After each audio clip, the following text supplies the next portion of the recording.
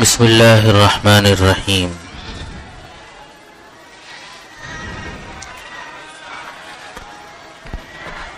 عن عدي بن حاتم رضي الله عنه قال سمعت النبي صلى الله عليه وسلم يقول اتقوا النار ولو بشق التمرة متفق عليه. وفي رواية لهما عنه قال قال رسول الله صلى الله عليه وسلم ما منكم من أحد إلا سيكلمه ربه ليس بينه وبينه ترجمان فينظر أيمن منه فلا يرى إلا ما قدم وينظر أشأم منه فلا يرى إلا ما قدم وينظر بين يديه فلا يرى إن النار تلقاء وجهه فاتقوا النار ولو بشق تمرة فمن لم يجد فبكلمة طيبة.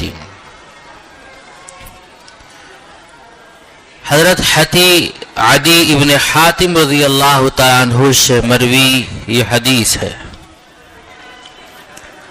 یہ مشہور صحابی ہیں اور عرب کا جو ایک سخی تھا حاتم طائی اس کے صاحبزادے ہیں. حاتم طائی تو حضور صلی اللہ علیہ وسلم کی بعثت سے پہلے ہی دنیا سے رخصت ہو چکے تھے، مسلمان نہیں ہوئے تھے وہ، لیکن حاتم طائی کے یہ بیٹے حضرت عدی اور ایک ان کی بہن یہ صحابیہ ہیں، رسول اللہ صلی اللہ علیہ وسلم کی خدمت اقدس میں آئی ہیں. یہ بھی آئے اور اسلام قبول کیا ہے. یہ اپنے علاقے کے نواب تھے، بڑے جاگیردار تھے. انہوں نے اپنی پوری جاگیرداری کو چھوڑ کر اسلام سے وابستگی میں ہی اپنی عزت سمجھی ہے. اونچے درجے کے صحابی ہیں. حضرت عدی بن حاتم سے یہ روایت مروی ہے. یہ کہتے ہیں کہ میں نے حضور صلی اللہ علیہ وسلم کو یہ فرماتے ہوئے سنا اتقوا النار ولو بشق تمرۃ، تم لوگ آگ سے بچو اگرچہ کھجور کے ایک ٹکڑے کے ذریعے سے ہی ہو. شق کے معنی نصف کے بھی آتے ہیں، آدھے کے بھی آتے ہیں، جانب اور کنارے کے آتے ہیں، ٹکڑے کے آتے ہیں. آپ صلی اللہ علیہ وسلم نے یہ فرمایا کہ دیکھو ہر ایک کے سامنے جہنم ہے. جہنم سے اگر بچنا ہے تو خوب صدقات نکالو. صدقہ ایک ایسی چیز ہے جو انسان کو جہنم سے بچاتا ہے. بے شمار فوائد میں سے ایک بڑا فائدہ یہ ہے کہ اللہ تعالیٰ صدقے کی برکت سے انسان کو جہنم سے دور رکھتے ہیں.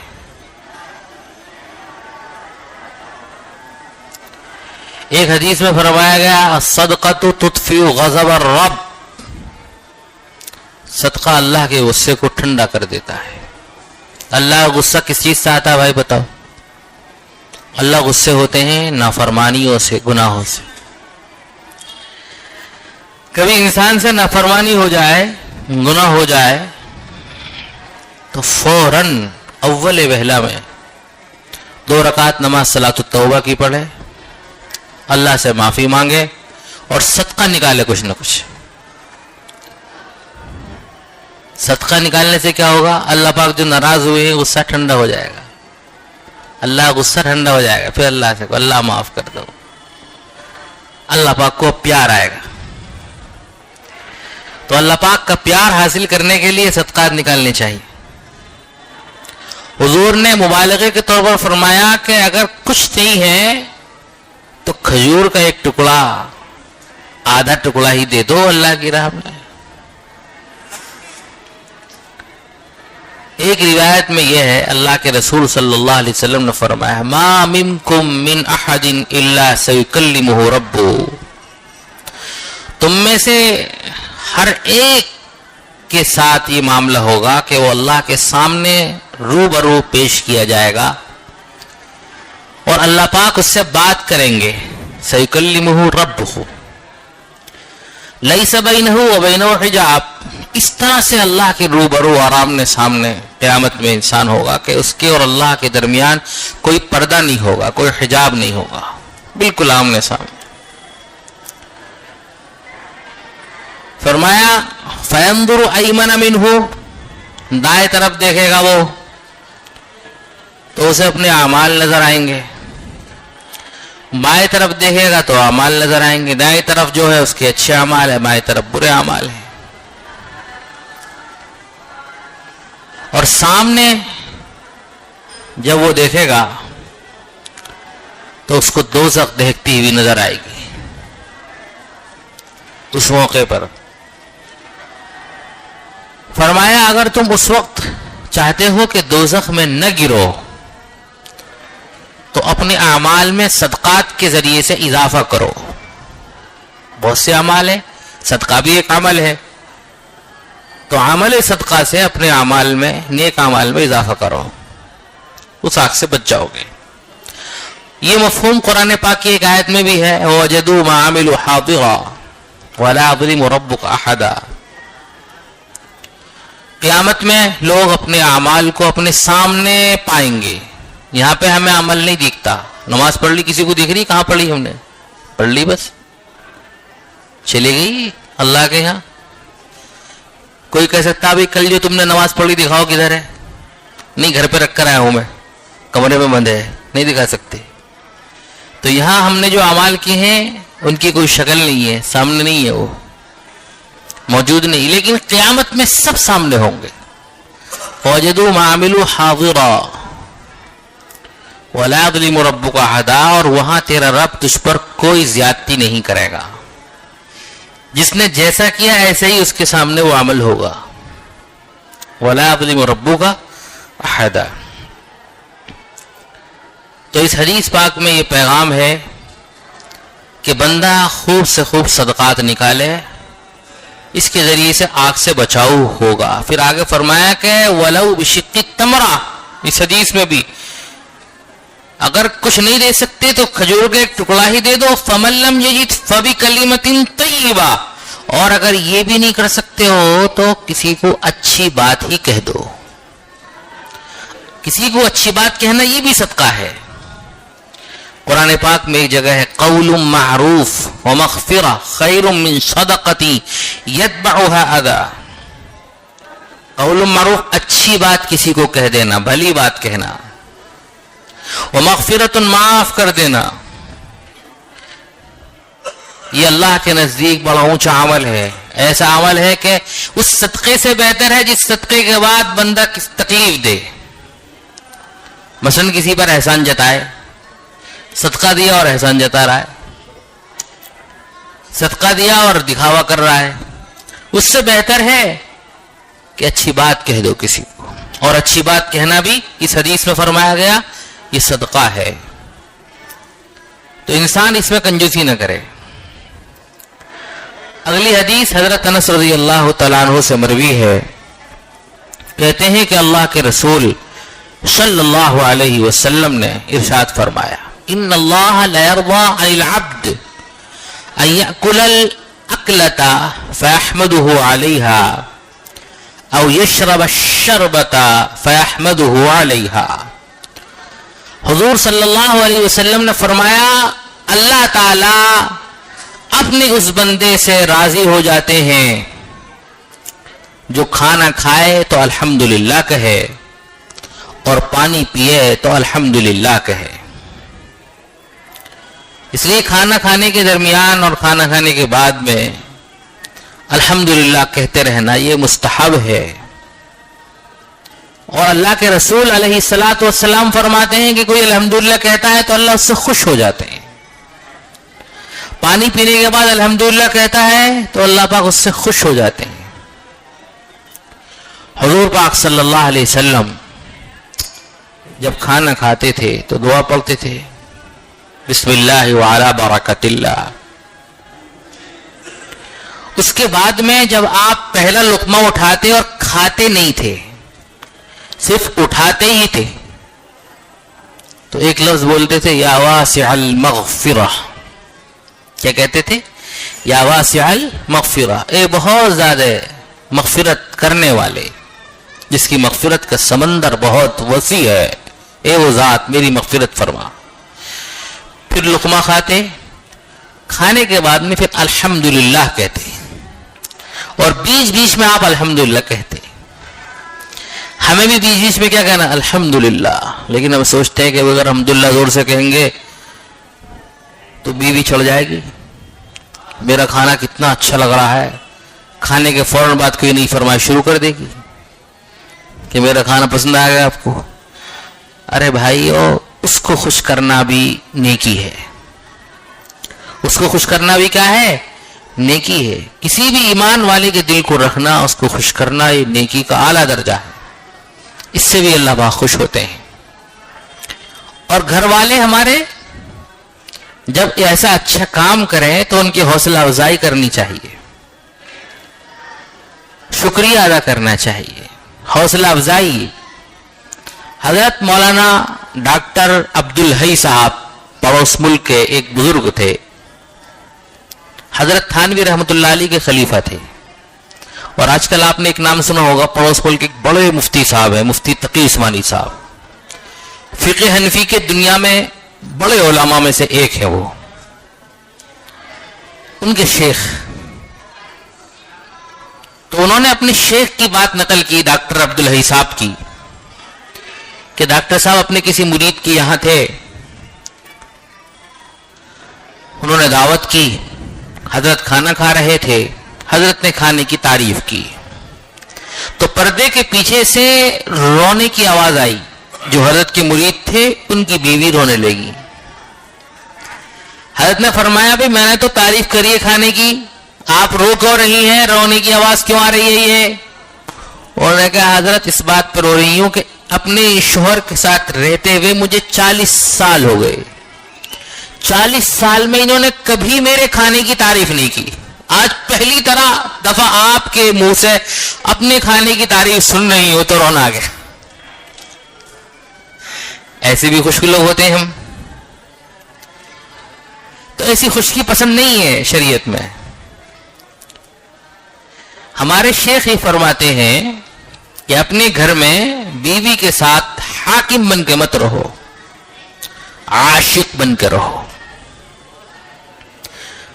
اور آپ جانتے کہ عشق کی بنیاد پر کبھی انسان جھکتا بھی ہے، آپ تعریف بھی کرنی پڑتی ہے کیونکہ حسن تعریف چاہتا ہے اور عشق تعریف کرتا ہے. تو تعریف کرنی چاہیے. یہاں پر تعریف کرنے کا مقام ہے. نامحرم کی تعریف کریں گے تو گناہ ہے، حرام ہے. اپنے گھر والوں کی تعریف کرو، ان کا دل خوش کرو، ان کے دل سے دعائیں نکلیں گی، ان کا ساتھ دو، ان کے دل سے دعائیں نکلیں گی. یہ بہت اونچا مقام ہے. تو جب کھانا کھائیں تو بیچ بیچ میں الحمدللہ کہیں. اللہ پاک اس بات کو پسند کرتے ہیں. اور کھانے کے بعد مستقل دعا ہے، الحمدللہ الذی اطعمنا وسقانا وجعلنا مسلمین. اس کا ترجمہ بھی ہے، سب تعریف ہے اس اللہ کے لیے جس نے ہمیں کھلایا پلایا اور ہمیں مسلمان بنایا. ایک دعا ایسی ہے کہ اگر کھانے کے بیچ میں یا بعد میں اس کو پڑھ لیں تو اس کھانے کا حساب نہیں ہوگا اللہ کے یہاں. الحمدللہ الذی هو اشبعنا واروانا وانعم علینا وافضل. یہ دعا پڑھ لیں گے تو اس کھانے کا حساب بھی نہیں ہے. ویسے بھی ہر کھانے میں نیت یہ ہونی چاہیے کہ اللہ کا حکم ہے اس لیے کھا رہے ہیں، رسول اللہ صلی اللہ علیہ وسلم کی سنت ہے اس لیے کھا رہے ہیں. کھانے کے ذریعے سے بدن میں طاقت آئے گی، اللہ کی عبادت کریں گے، جو حقوق ہمارے ذمے ہے وہ ادا کریں گے. یہ ساری نیتیں آپ کریں گے تو بھی حساب نہیں ہے. نیت کی عادت ڈالیے. کہتے ہیں کہ حضرت مولانا علی بن ندوی صاحب رحمۃ اللہ علیہ بات کہتے تھے کہ ایمان والا اپنا نقصان جتنا بے نیتی سے کر رہا ہے بد نیتی سے نہیں کر رہا. بری نیت سے اتنا نقصان نہیں کر رہے جتنا ہم بے نیتی سے نیت نہ کر کے نقصان کر رہے ہیں. حدیث پاک میں فرمایا گیا کہ نیت المومن خیر من عملہ، ایمان والے کی نیت اس کے عمل سے بہتر ہے. اس لیے کہ عمل اتنا کر نہیں سکتا، لیکن نیت بہت وسیع کی جا سکتی ہے، بڑی بڑی نیتیں کر سکتا ہے انسان خیر کی، اور جب نیت کرے گا تو اس پر ثواب ملے گا. تو اس حدیث میں فرمایا گیا، اللہ کے رسول صلی اللہ علیہ وسلم نے فرمایا کہ ان اللہ لا یرضى عن العبد، بے شک اللہ تعالیٰ اپنے اس بندے سے راضی ہو جاتے ہیں جو کھانا کھائے تو الحمدللہ کہے اور پانی پیے تو الحمدللہ کہے. اگلی حدیث حضرت ابو موسیٰ اشعری رضی اللہ تعالی عنہ سے مروی ہے. جلیل القدر صحابی ہیں، حضور صلی اللہ علیہ وسلم سے بہت علم حاصل کیا ہے انہوں نے، اور یہ معلمین صحابہ میں شمار ہیں، یعنی ایسے صحابہ جن کو استاذ کا درجہ حاصل تھا ان میں ان کا شمار ہے. قرآن پاک بھی بہت شاندار پڑھا کرتے تھے. حضرت ابو موسیٰ اشعری رضی اللہ تعالیٰ عنہ سے مروی ہے، اللہ کے رسول صلی اللہ علیہ وسلم سے روایت کرتے ہیں، آپ نے فرمایا علی کل مسلم صدقہ، ہر مسلمان کے اوپر صدقہ لازم ہے، ضروری ہے. تو انہوں نے کہا ارأیت ان لم یجد، یا رسول اللہ اگر استطاعت نہ ہو صدقہ دینے کی تو پھر کیا؟ فرمایا یعمل بیدیہ فینفع نفسہ ویتصدق، فرمایا مزدوری کرے، اپنے ہاتھ سے کام کرے، یعمل بیدیہ کام کرے اپنے ہاتھوں سے، مطلب مزدوری کرے، فینفع نفسہ ویتصدق، اور پھر اپنے آپ کو بھی نفع پہنچائے اور صدقہ بھی کرے اس میں سے. تو یہ فرماتے ہیں حضرت ابو موسیٰ اشعری رضی اللہ تعالیٰ عنہ، میں نے کہا ارأیت ان لم یستطع، یا رسول اللہ اگر وہ کام کرنے سے بھی عاجز ہو، کبھی ہوتا ہے بندہ بیمار ہے، معذور ہے، کام بھی نہیں کر سکتا، کام کرنے سے عاجز ہے، نہیں کر سکتا، تو کیا کرے؟ یہ کہ کام اس کو مل نہیں رہا ہے، حالات ایسے ہیں کام نہیں مل رہا ہے. فرمایا یعین ذا الحاجۃ الملہوف، فرمایا آپ صلی اللہ علیہ وسلم نے مصیبت زدہ اور ضرورت مند کی مدد کرے. کس کی؟ جو ضرورت مند ہے، جس کو کام کی ضرورت ہے، کوئی اس کا ساتھ دے، ہاتھ بٹائے، یا کوئی مظلوم ہے اس کی داد رسی کرنی ہے، اس کی بات کہیں پہنچانی ہے، کسی بھی طرح سے اس کا تعاون کرنا ہے، یا زبان سے تسلی دینی ہے، فرمایا یہی کام کرے، یہ بھی صدقہ ہے، یہ بھی کیا ہے؟ صدقہ ہے. تو یہ پوچھتے ہیں ارأیت ان لم یستطع، یا رسول اللہ اگر ایسا بھی نہیں کر سکا، کوئی اسے مل ہی نہیں رہا ایسا، تو کیا کرے؟ فرمایا یأمر بالمعروف او الخیر، اچھی باتوں کا حکم کرے، خیر کی باتوں کا حکم کرے، یہ بھی صدقہ ہے. اور یہ اہم کاموں میں سے ایک کام ہے، ام الحسنات ہے، نیکیوں کی جڑ اور ماں، کہ بندہ اللہ کے لیے لوگوں کو اچھی باتیں بتائے، اچھی باتوں کو حکم دے، اچھی باتوں کی طرف رہنمائی کرے، بری باتوں سے روکے. قرآن پاک میں بہت واضح طور پر اس امت کی علامت اور نشانی اور اس کی سعادت مندی کو اس طرح سے بتایا گیا، کنتم خیر امت اخرجت للناس تأمرون بالمعروف وتنہون عن المنکر، تم بہترین امت ہو. تم بہترین، کیوں بہترین امت ہو؟ فرمایا تم بہترین امت ہو اخرجت للناس، اس بنیاد پر کہ تمہیں نکالا ہی گیا ہے لوگوں کے لیے. تأمرون بالمعروف وتنہون عن المنکر وتؤمنون باللہ، امر بالمعروف کرتے ہو، نہی عن المنکر برائی سے روکتے ہو، اللہ پر ایمان لاتے ہو. خیر امت اس بنیاد پر ہے یہ امت کہ اس کے اندر ایمان باللہ ہے، امر بالمعروف ہے اور نہی عن المنکر ہے. اور یہ امت کے لیے سعادت کی کنجی ہے، اس لیے اس کو ام الحسنات کہا گیا ہے. تو بندہ کچھ نہیں کر سکتا تو یہ تو کر سکتا ہے کہ نیک بات لوگوں کو بتاتا رہے، کہتے رہے. یہاں اپنے کتنی باتیں سن لی نیک باتیں. آپ گھر میں جا کر بتائیے، دوستوں کو بتائیے. بھائی ہم نے حدیث پاک میں سنا ہے اللہ کے رسول صلی اللہ علیہ وسلم نے فرمایا کہ بندہ جب کھانے یا پینے پر الحمدللہ کہتا ہے تو اللہ خوش ہو جاتے ہیں. آپ حدیث پہنچائیے، خود بھی عمل کی، دوسروں کو بھی پہنچائیے. کتنا بڑا ثواب ہے. اس قسم کے جو حلقے ہوتے ہیں حدیثوں کے، یہاں سننے کے بعد دوسروں کو پہنچانے کی بھی نیت ہونی چاہیے. خود بھی عمل کرنا اور دوسروں کو پہنچائیے بھی. آپ حدیث میں فرمایا گا بلغوا عنی ولو آیا، کہ اگر میرے سے ایک آیت بھی تمہیں پہنچتی ہے تو اس کو دوسروں تک پہنچاؤ. اس میں کنجوسی نہیں کرنی چاہیے.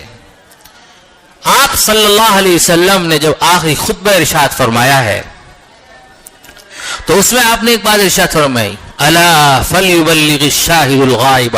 جو لوگ یہاں موجود ہیں ان کی ذمہ داری ہے کہ جو موجود نہیں ہے ان تک ہماری باتوں کو پہنچائیں. تو یہ ہم سب کی ذمہ داری ہے. خیر کی بات سنیں تو دوسروں تک بھی پہنچائیں، اس پر بھی ثواب ہے. یہی امر بالمعروف ہے، نیکیوں کا حکم دینا ہے. فرمایا قال ارأيت ان لم يفعل. ابو موسیٰ اشعری رضی اللہ تعالی عنہ نے پوچھا یا رسول اللہ اگر وہ بندہ یہ بھی نہیں کر سکتا تو کیا کرے؟ تو فرمایا یمسک عن الشر فانها صدقہ. شر سے رک جائے، اس کی ذات سے کسی کو تکلیف نہ ہو، یہ بھی صدقہ ہے. بھئی کسی کو تکلیف پہنچانا حرام ہے نا. ہم تکلیف سے رکیں گے، دوسروں کو اپنے شر سے محفوظ رکھیں گے، ہم سے کسی کو تکلیف نہ ہو تو یہ صدقہ ہے. یہ کیا ہے؟ صدقہ ہے.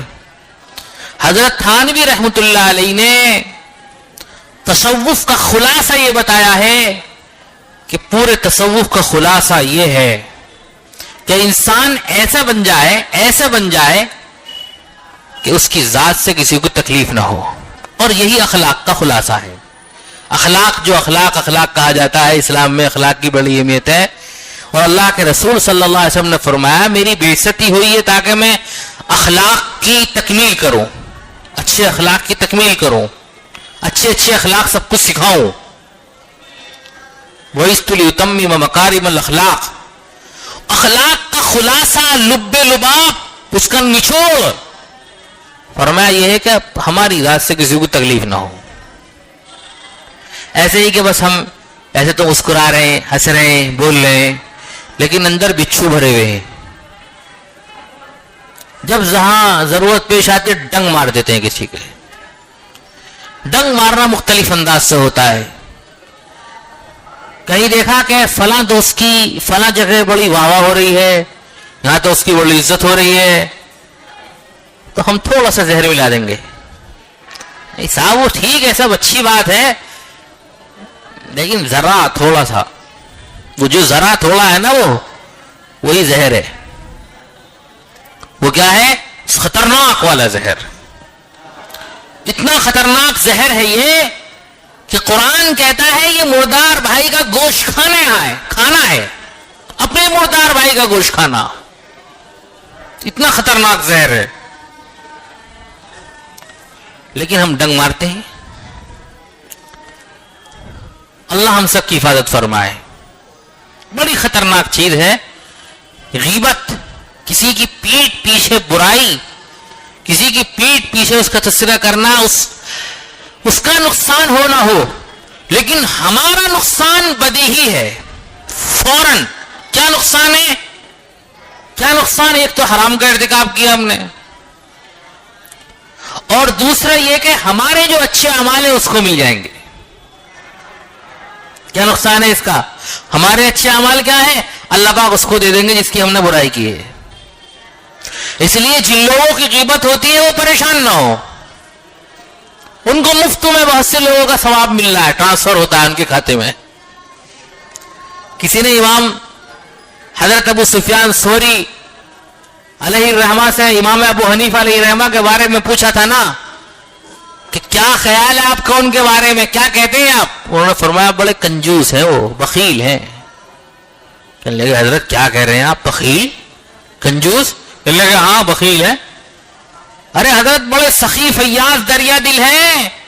وہ تو کئی سو طلبا کو پالتے ہیں, پوستے ہیں, ان کی پوری پرورش کرتے ہیں, کھلاتے ہیں, پلاتے ہیں, پڑھاتے ہیں. ان کی سخاوت تو مشہور ہے. حضرت بہت بڑے تاجر تھے اور اپنی تجارت میں جو کچھ کماتے تھے سب طلباء علم پر خرچ کیا کرتے تھے.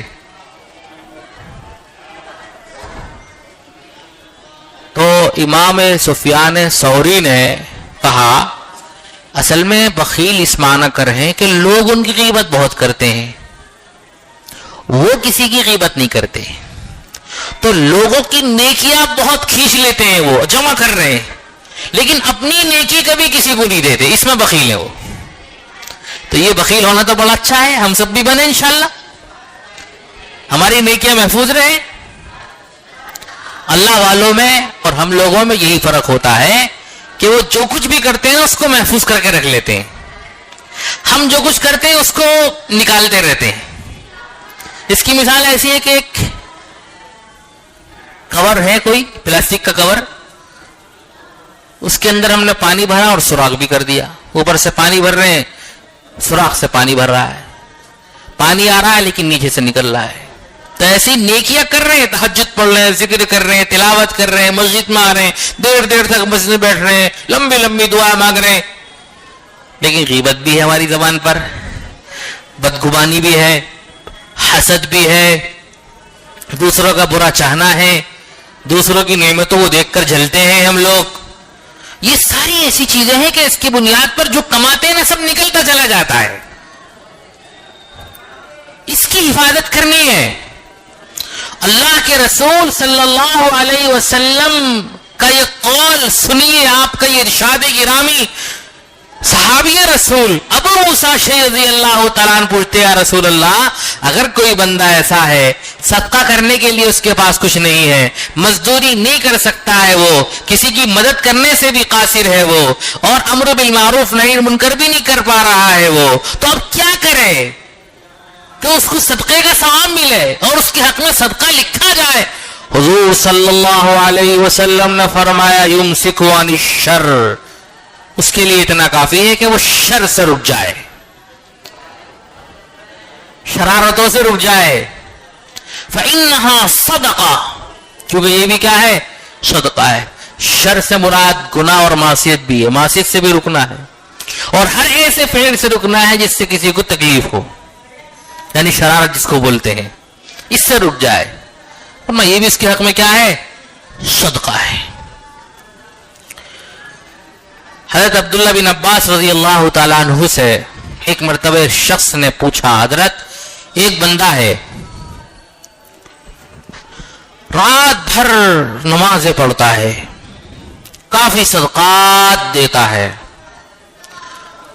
خیر کے کوئی کام ایسے نہیں جس میں وہ حصہ نہ لیتا ہو, لیکن حرام کاموں سے زیادہ بچتا نہیں ہے, معصیت سے زیادہ بچنے کا اس کا مزاج نہیں ہے, معصیت بھی کر لیتا ہے. اور ایک بندہ ایسا ہے کہ نفلی صدقات, نفلی روزوں میں اس کو دلچسپی نہیں ہے, وہ نہیں کر پاتا. فرائض کی پابندی کر لیتا ہے, واجبات کی پابندی کر لیتا ہے وہ, لیکن گناہوں سے بڑی مضبوطی کے ساتھ بچتا ہے, معاصی سے بچتا ہے, حرام کے قریب نہیں جاتا ہے, کسی کو تکلیف نہیں دیتا ہے, شر سے خود بھی بچتا ہے, دوسروں کو بھی محفوظ رکھتا ہے. تو حضرت نے فرمایا لا اعدل بالسلامہ, حضرت نے فرمایا میری نگاہ میں یہ بندہ افضل ہے جو اگرچہ بہت زیادہ نفلی صدقات, نفلی روزوں میں نہیں ہے, لیکن حرام سے, شرارتوں سے بچ رہا ہے, اس کی ذات سے کسی کو تکلیف نہیں ہو رہی ہے. حدیث میں قصہ اور ہے ایسا ہی کہ ایک عورت کے بارے میں بتایا گیا, روزے رکھتی ہے, نمازیں پڑھتی ہے, بڑی عبادت کرتی ہے, لیکن اس کی زبان سے پڑوسیوں کو تکلیف ہوتی ہے, زبان کی اچھی نہیں ہے, کسی کو کچھ بھی کہہ دیتی ہے, ذرا سی بات ہوئی بس لڑائی پہ اتر آتی ہے. حضور نے فرمایا جہنمی ہے, کہ فرمایا جہنمی ہے. اور ایک عورت کے بارے میں بتایا کہ بہت زیادہ نماز, روزے اور نوافل کی کثرت نہیں ہے اس کے ہاں, لیکن اس کی زبان صاف ہے, اس سے کسی کو تکلیف نہیں ہے, فرائض جنتی ہے. اس کے بارے میں کیا فرمایا گیا؟ جنتی ہے. تو اس لیے اللہ کے رسول صلی اللہ علیہ وسلم کا یہ فرمان ہم سب کے سامنے رہنا چاہیے کہ ہماری ذات سے کسی کو تکلیف نہ ہو, معاصی سے بچنے والے ہوں. یہ بھی صدقہ ہے, اس کے بھی صدقے کا ثواب ملتا ہے. باب فی الاقتصاد فی الطاعہ, اطاعت میں میانہ روی کا بیان. اطاعت میں نیکیوں میں جو بھی نیکی کریں, ہم عبادت کریں, ذکر و اذکار کریں, تلاوت کریں, اس میں میانہ روی درمیانی چال ہونی چاہیے, اعتدال. اتنی زیادہ عبادت بھی پسندیدہ نہیں ہے کہ انسان جو اس کے ذمہ اہم حقوق ہیں ان سب کو بھول جائے. اللہ کے حقوق بھی ادا کرنے, مخلوق کے حقوق بھی ادا کرنے, کہ پوری رات نماز پڑھ رہا ہے بندہ, بیوی کے پاس نہیں جا رہا, بیوی اس طریقے سے رہ رہی ہے گویا کہ اس کی شادی نہیں ہوئی, اس کا شوہر ہی نہیں ہے کوئی, یا روزے پر روزے رکھ رہا ہے اور اپنے آپ کو اتنا کمزور کر لیا کہ حقوق واجب ادا کرنے کے قابل نہیں رہا, یا صاحب اللہ کی ذکر میں ایسے جنگلوں میں نکل جاتا, گھر سے باہر نکل جاتا ہے کہ حقوق واجبہ جو بیوی بچوں کو دیکھنا ہے وہ سب ختم. گھر میں ماں بھی ہے, چھوٹے بچے بھی ہیں, ان کو نہیں دیکھ رہا ہے. اس چیز کو اسلام پسند نہیں کرتا. اسلام اطاعتوں میں, نیکیوں میں میانہ روی اعتدال کو پسند کرتا ہے. آپ کو حدیث میں ایسی بہت سی مثالیں مل جائیں گی کہ جہاد فرض ہے, نفیر عام کا حکم ہے, یعنی ہر ایک کو نکلنا ہے. بعض لوگ آتے ہیں, اجازت مانگتے ہیں, حضور صلی اللہ علیہ وسلم کہتے ہیں کہ نہیں, تمہیں اپنے گھر پہ اپنی ماں کی خدمت کر رہی ہے. آپ نے روک دیا. حضرت عثمان غنی رضی اللہ تعالی عنہ کی اہلیہ محترمہ جنگ بدر کے موقع پہ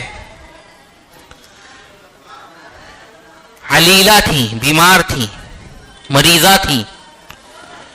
ایسا مقدس فریضہ عثمان غنی رضی اللہ تعالی عنہ حضور کے بالکل شیدائی, جانثار, ہر وقت حضور کے سامنے مر مٹنے والے, حضور کے حکم کے آگے سب کچھ قربان کر دینے والے, اور حضور کے داماد حضور صلی اللہ علیہ وسلم نے فرمایا, میاں اپنے گھر کا پہلے خیال رکھو, تمہیں گھر پہ رہنا ہے, اپنی بیوی کے پاس پہ رہنا ہے, ان کی تیمارداری کرنی ہے. اور حضور خود, حضور کی بیٹی ہے وہ, اور اس فریضے کے لیے حضور خود نکلے, اور پیچھے ان کا حضرت رقیہ رضی اللہ تعالی عنہا کا انتقال بھی ہو گیا.